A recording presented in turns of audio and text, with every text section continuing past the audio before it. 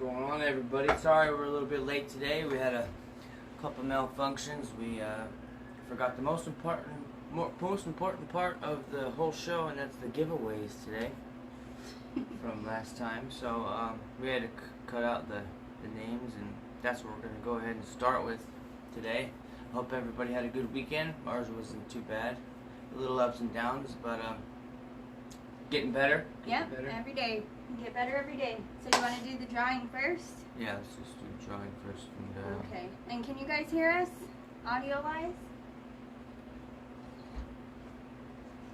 Okay, so we want to do the drawing. We told you guys last week that we were going to do a makeup drawing for everybody that shared our video. So we're going to go ahead and kick it off with that. Why not start with some fun? So I'm going to put it in my big old bag here. We got everybody's names all written out. Do you want to pull the names, babe? No.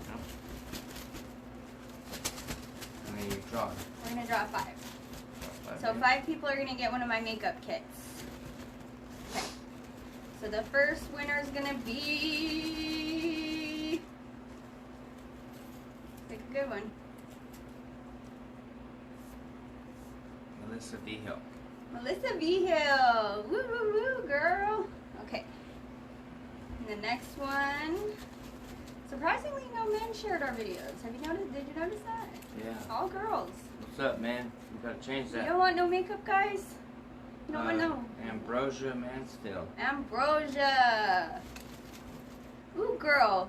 Back in the day, in high school, me and Ambrosia fought once. You remember that girl? No. You don't remember her? She was county. Hadley Kent. Hadley Kent. Dang, all these county kids. I think it's a county thing.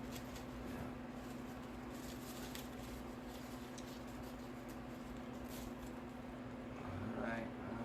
Desiree Plettercorn. Peppercorn. Ooh, Des! Yay! Des just had a baby recently. This does not want to stay in my ear. Alright. On the other side? Okay, There we hear us? go. Is this the last one? Margaret Charlton. Finally somebody that didn't come from county. Alright, so those 5 people, Melissa V. Hill, Ambrosia Mansfield, Hadley Kent, Desiree Peppercorn, and Margaret Charlton. You guys are going to be getting contacted by us to grab your address so we can send you guys a special little makeup goodie. If you guys don't know, I have my own makeup line, so we are showering you guys with that. So today we wanted to talk about COVID challenges and certain triggers that people have had either during COVID or triggers that you had no matter what, because I know triggers are a big deal for people that are in recovery. So we are going to talk about challenges during COVID first. So some of the most talked about challenges that came up a lot were isolation. A lot of the times when you're in a pandemic, I guess this is the first time any of us have been in a pandemic, but you have to isolate. So isolation is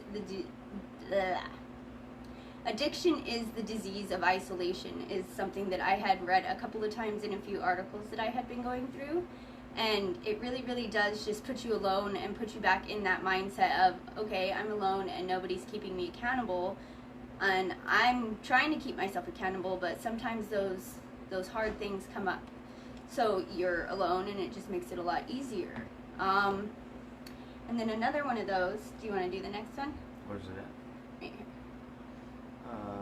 Lack of resources. Yeah, I guess you could say lack of resources for both of us too, because we didn't have anywhere to go in town.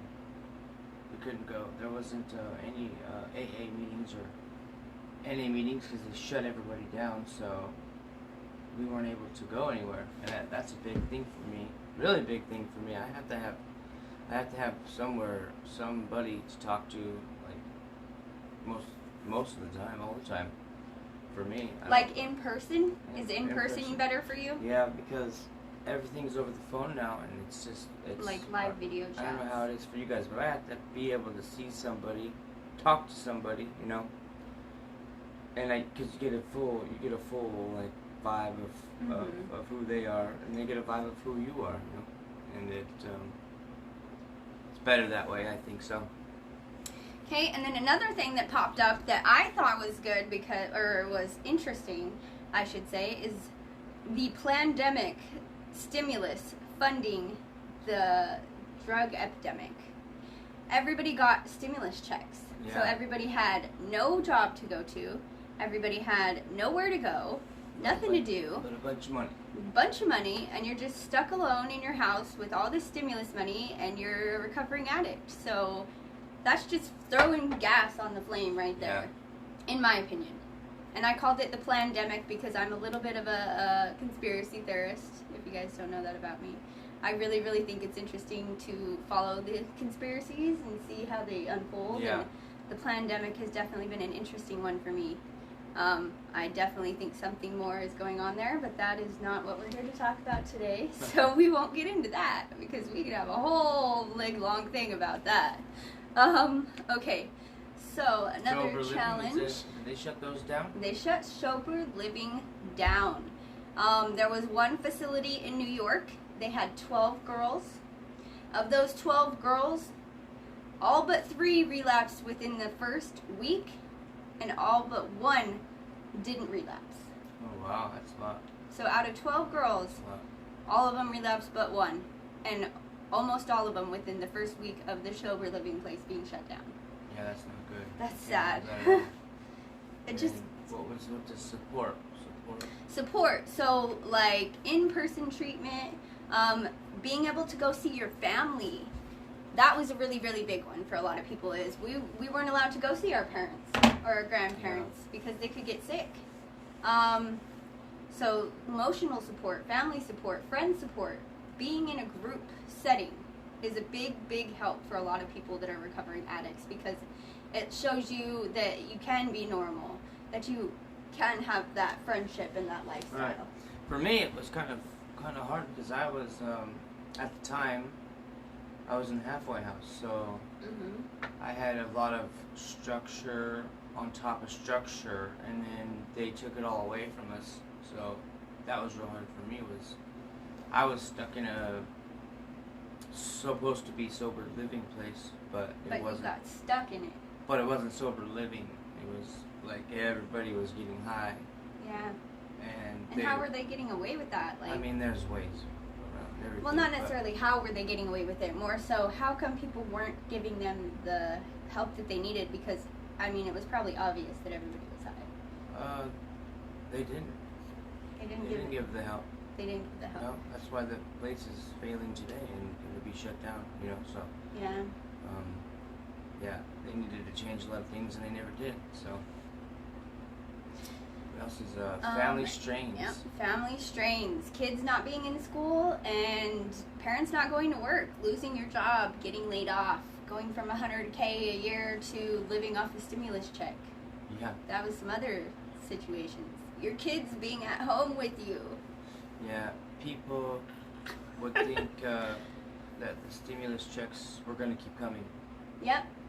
So they spent it like it was going to keep coming, and they were, what do you call it? Living the high life? Reckless. They were reckless with The spending the money, and they, and it didn't help at all. One thing I wanted to talk about, I don't know where I put my book at, but there's this pill that I just seen. It's called, I don't know what it's called. Don't quote me on it because I'm not really sure if it's the right name, but I think it's called like T90 or P90. But they're finding these pills in like police raids. They're finding them in like people's pockets that are getting pulled over that they're searching. And what it is it's supposedly it's a pill that is 20 times stronger than fentanyl now. Oh my god. Yeah, 20 times stronger. When did you hear about this? This morning. I was reading some things this morning, but 20 times stronger than already super deadly stuff. That's like... Yeah, that's insane. That's Fentanyl's bad. already... If you guys don't know what fentanyl is a synthetic drug that they use to treat cancer patients. Like, it's extreme was supposed pain. to be used. Was supposed to be used for that. But then somebody got a hold of the the mixture on how to make it, and now it's just, you know, worldwide. But 20 times stronger than fentanyl. And fentanyl is a step up from heroin, if you guys don't know that part. So it's just going to, it's gonna suck. Have those pills already hit Pueblo? We're not in Pueblo. Of course you think they have. Well, yeah. Well, the ones that they found that I was looking at, why it caught my eyes because it was in Denver, Colorado. So, yeah. I mean, I'm sure. So if it's in Denver, it's definitely already in Pueblo.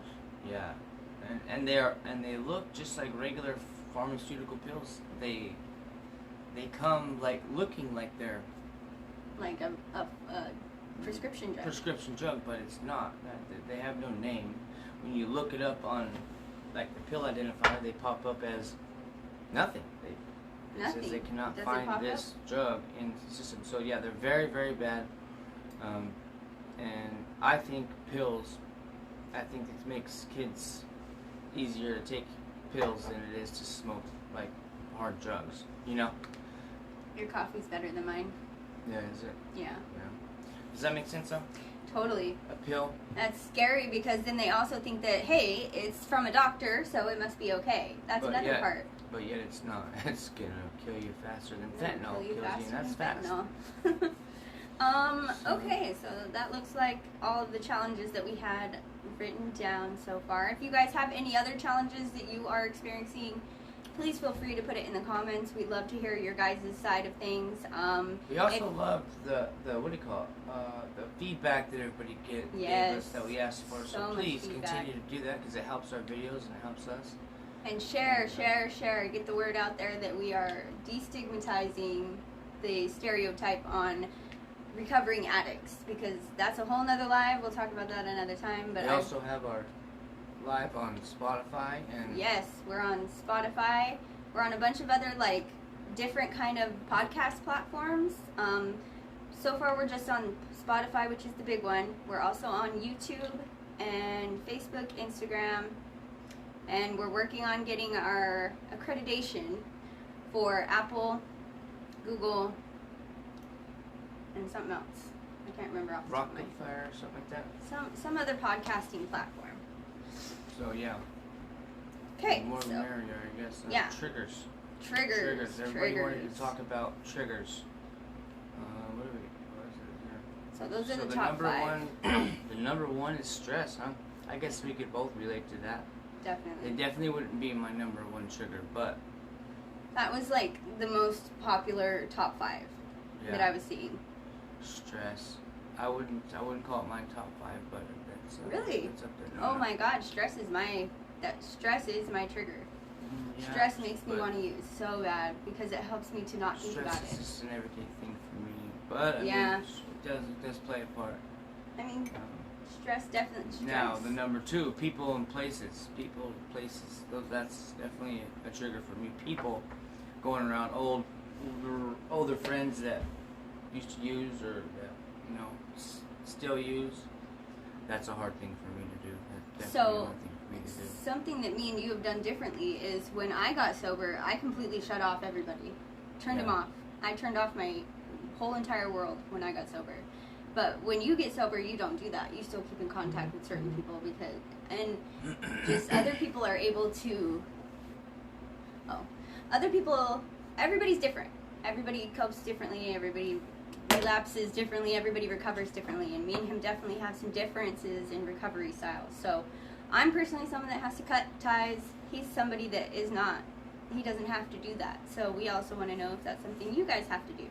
We always want to know what you guys have to do too. If you ever have a thought or an opinion or something you gotta say, feel free to say it because we love hearing what you guys have to say. It's really, really awesome that you guys are being involved in this and that you guys are talking and chatting, and it's really cool. It's really, really cool. We did not expect the support that we were going to get. We were a little nervous. Oh my God, I was so nervous. I couldn't stop talking. Was gonna just make fun of us, or not even just make fun of us, but just badmouth us because we were doing something bad. But it turned out not to be like that, and it's turned out to be hopefully real good. We're gonna try to get some sponsors, and they're gonna try to help us out, push our Get videos. us a microphone so you can hear us better. Right. Get us a microphone and maybe like a laptop down the road so we can start streaming a lot more and getting more content out to you guys. Getting a lot more stuff out there, but yeah, number 3 is what? I want to talk about places. You were talking about people. Okay, I want to talk about places. Yeah. I have the hardest time going to my hometown because I'm the kind of person that if I drive past that gas station and I knew I had bought drugs there or used drugs there, I automatically think about who I got them from, how I could get more, how much it might be, how I can get it. That's what I think about whenever I drive past anywhere in my hometown. So my hometown is a huge trigger for me, which sucks because our families live there, so we have to go back. But that is a place that I personally try not to go as less as I can because places is a huge one for me. People and places is a huge one. Okay, and then you want to do number 3? Hard emotions. Hard emotions. So like, if your mom was sick, or your best friend got in a car wreck, or that's a hard one for me. Something big happens. That is a hard one for me. When one of my best friends died, that was a real hard one for me. Oh my God. When Ethan died, that put me into a hard spiral. That was for definitely. Sure. But that was one of the reasons why I relapsed. Really, is because when Rachel died. Yeah, that was a hard one for you too. So that's definitely on my top 5. Seeing drugs is number 4. That's always a hard one. I think that's one of my hardest. Is anytime it comes around, it used to be impossible for me not to do it. Really? Be, yeah. I would not even ever think that about you because normally you're like, no, I'm good. I'm good. But I never would have thought that about you ever. In the past, previous, if I was sober 90 days and you brought it around me, I was gonna do it. Just didn't care. See, and that's how I am. Yeah. I can't. It's not that I don't care. It's that. What was the term? Out of sight, out of mind. Yeah. Oh, if it's out of sight, I don't really think about it too often unless I have a trigger, obviously. But if it's in front of me, it is so hard for me to say no because it's just like. Right. Fuck it.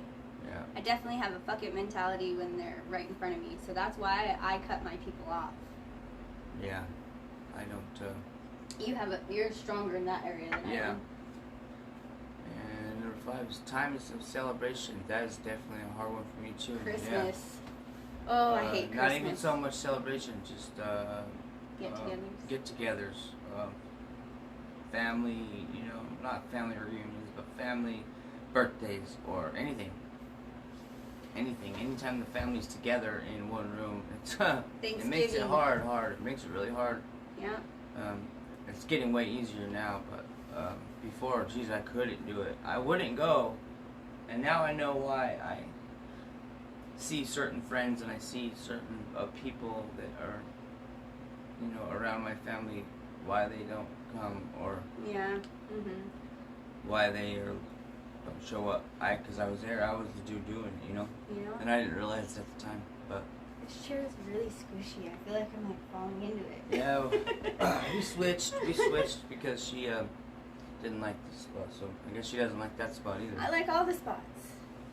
So times of celebration, Thanksgiving is really hard for me because I feel like when you're there and everybody's talking about what they're thankful for and we're going around in the circle and I just feel so inadequate and I feel like I let my whole family down, and that part right there, that whole what are you thankful for part of Thanksgiving just really makes me feel like I want to go in the bathroom and do drugs because I feel like I just don't want to talk about what I'm talking about. I don't want to be there. I want to like run and hide because I'm so thankful for everything that I have, but at the same time it's like I fucked up my life and I'm paying for the consequences. And I'm sitting there and sometimes I'm thankful for my struggles, but sometimes they suck. You know? They just suck. So I have a really hard time with Thanksgiving. That is one of my biggest triggers is Thanksgiving. I was sober for 4 years, and that relapse prior to that was from Thanksgiving. I remember that vividly. And then my last one was with Rachel and Christmas all at the same time, it was just too much tough. for me. It's too much. This will not stay in my ear. No. No, I got little baby ears. Or you keep it around. Okay, and then we also didn't want to always talk about the negative, so we are going to talk about healthy coping mechanisms. Dylan has been somebody that went to rehab and has like a toolkit, you call it, right? Yeah, you just have tools that they give you in rehab that you are supposed to leave with and use in the community. Like a physical tool, No, or like babe. a mental tool. Yeah, Mental toolkit. Okay, so what would one of those things be? Learning how to say no. They give you tools on like how to change your thinking. Okay. On how to say no. Ooh, I have a good one for that. When you have that one friend that just calls and calls and calls on, just the different types of steps that you would take to like a dialogue. avoid people like that. Yeah. Oh, okay. So like a mental dialogue to have like stored away for Yep. like certain situations when you need to say learn no. different things. You learn different things. Yeah. Oh, cool. Very cool. I like that. Yeah. I know a technique where when you're being negative about yourself, you put your hand up and you say stop, and you put it right in front of your face and you say stop.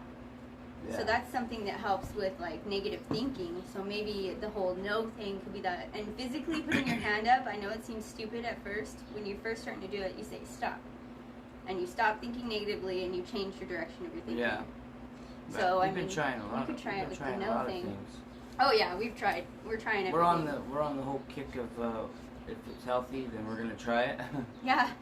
I got him to try sunflower butter instead of peanut butter because I'm allergic to peanut butter and he misses peanut butter and jelly. So he just bought the biggest jar of peanut butter and jelly I ever saw. Couldn't do it anymore. He couldn't do it without the peanut butter. I had to get it. But yeah, what's some other healthy coping mechanisms would be exercise. When you're frustrated and you're mad and you're stressed, go for a run. I have a punching bag. Oh, my punching bag has been my saving grace for a lot of things. And art, painting, drawing. Yeah. Watch a funny movie. Change your mentality. Get your head out of the area that you were in when you were thinking about the drugs. Like me, I can't watch a movie that has people doing cocaine in it. I can't watch it. And if they start doing cocaine in the movie, he gets so mad. But I'm like, you gotta change it. Can't watch it. Yeah. He gets so mad, but I'm like, I can't had to change watch it though because it's hard. It's hard for you. Yeah. So. And at first you were like, really? Yeah. I'm like, now hey. now I know because Hey, man. it's kind of over time became an issue with me too. So now I change it up. Yeah, your coffee turned out way better than mine. I'm jealous. Did it? And then we have a 5-minute break. I personally call it my mommy break, or like if me and him are fighting, I'm like, I need 5 minutes. That 5 minutes of just walking out of the room or walking out of the house or whatever situation you're in, that 5 minutes changes it all. Because he used to get so mad. Like if we were having an argument, I would just leave because he didn't know about what I was doing. I would just straight up leave the situation. And he would get pissed. And I'm like, dude, you got to give me my 5 minutes. Or with the kids, I call it my mommy before I knew minute. anything, so I was just like, wait. Yeah, it was like very in the beginning. I thought she was just. Because I would walking out. straight just. Yeah, take off and I would just be sitting there alone. So, but now knowing what it is, it comes in handy. And that comes with just it communication. just separates you from what is in that room. And if you separate yourself from what is in that room and is negative, you'll forget about it. Your brain will naturally tag on to something else. It'll see something or anything like that. You'll think of something different. Exactly. It takes like less than 3 minutes for your brain to change, thinking, seconds to change thoughts. So, did you have? I didn't have much. I think we're all done for that. I also wanted to give you guys different resources during these podcasts. So our resource for today is the Substance Abuse and Mental Health Helpline. You can call this number and they can get you connected with the right person to talk to if you're ever feeling down, if you feel like you just can't do it anymore, if you feel like you just need a friendly ear to talk to, if you need somebody sober to talk to, if you just need anybody to talk to, and you're in that place and you don't want to talk to family or friends about it, go ahead and call 1-800, and I put it up at the in our little description thing. Go ahead and call 1-800-662-4357. And I've also written that down in the title of this so that you guys can go ahead and use that if you need to. And I think that's all that we have for today. We will be back, and we're sorry for our technical difficulties. We were doing our names, and then our live button wouldn't pop up. So we're back, though, and we will be here again next Sunday at 2 p.m. with another topic for you guys to listen to us chat about. But... we're good. All right. Yeah. Okay. But, that's all we have for today. Yeah, I hope everybody has a good week, and Stay sober. Also wanted to say keep the feedback coming, but also if anybody is having a hard time, you know, right now we're opening our Facebook opening up. You can privately message us and ask any questions or just you guys don't let us know what's going on. Either one of us. We're here to help, because we know it's tough, and everybody needs, you know, somebody to talk to from time to time. So. And sometimes you need somebody else to talk to, because sometimes I'll get frustrated and be like, "Why won't you talk to me?" Right. And I'm starting to realize, just like he realizes things about me later on, I'm starting to realize that he doesn't want to talk to me about me when he's mad at me. And I don't want to talk to him when I'm mad at him about him. Everybody needs a little help here and there. So. Everybody needs help. And the first step in anything is admitting that you need that help. So we are here. We are your friends. And we won't get mad if anybody messages us about help or anything like that. So please feel free to message either one of us if you need to talk to somebody, or you just need a friend or somewhere safe to go to talk about this kind of stuff with. So I guess that's all for today. Thank you guys so much. Love your life. Have a good one. Bye.